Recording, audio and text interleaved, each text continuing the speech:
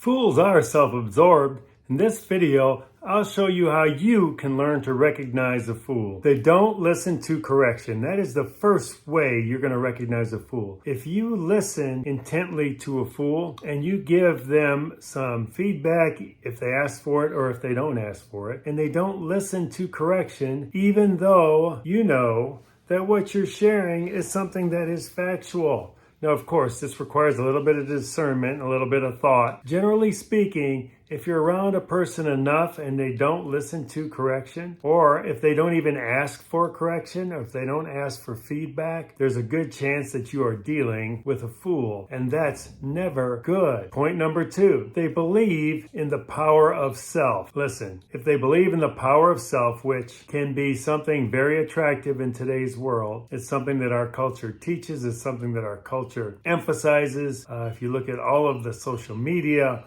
all of the ways that we're encouraged, it is to believe in the power of self. So look, if they believe in the power of self, it's one thing to talk about it and to, give it a little bit of credence, because sure, there are some things you have to do on your own to be successful. But if they believe in the power of self above anything else, and if they believe it's up to them and they can do it, and I got it, and I, you know what? There's a good chance that they are self-absorbed and that they are a fool, and you don't want to deal with those people. The third point I want to talk about is they're constantly trying to achieve more. It's all about them and achieving more, and whether it be degrees or personal growth, whatever it is. I think we've all fallen into these traps at some points in our lives. But look, these are signs. If you add these 3 things together that I've talked about so far, you're probably a little bit self-absorbed, and you're probably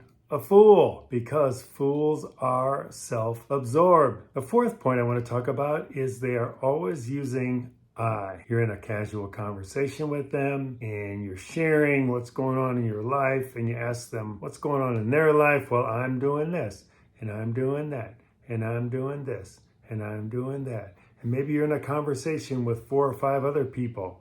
And whenever it comes to them, they're sharing from their perspective what they are doing. That is not good. And they may not even be aware of it. They may not even be aware of it. So that self-absorption is not a good thing, because it is going to lead to foolish behavior, foolish actions, and foolish results. Results that aren't going to honor the person long term. And it's something you want to be aware of and stay away from. But now listen, if you're dealing with a fool, they have each of the 4 points that I've talked about so far. Doesn't mean you give up on them, but what you try to do is you try to speak some wisdom into them and give them some honest truth with grace feedback. But you don't want to spend too much time doing that. If they are not open to it, again, my point number 1 was they don't listen to correction. If they are not open to it at all, you have done your best. It's probably time for you to move on to greener pastures, and don't allow that into your environment, because it's going to lead to destruction and things that aren't really good for you or for them. So give it a good shot,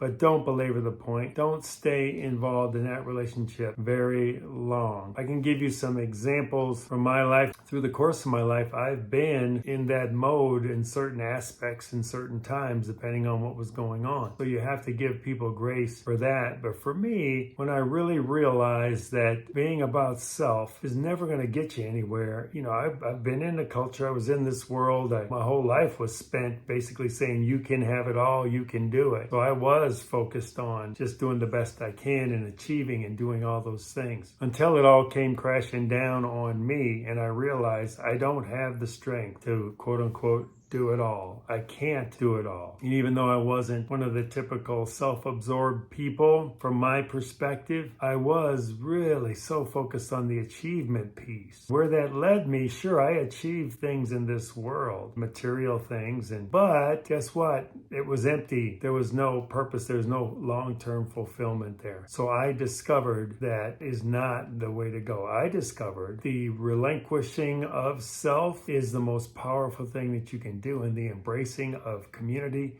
the embracing of having others help you along the way is where the real power is. So yes, fools are self-absorbed. I think I've given you some good reasons why they are. It's part of our culture. It's part of what we're taught. So don't be too hard on them. But listen, if you happen to have a couple of these characteristics that I talked about, just beware. Start on the other track. Start surrendering yourself and relying on others, relying on community. And I think that you're going to find life is going to get a whole lot better for you. Subscribe with the notification bell to receive regular updates. If you found this video helpful, hit that like button to see more like it.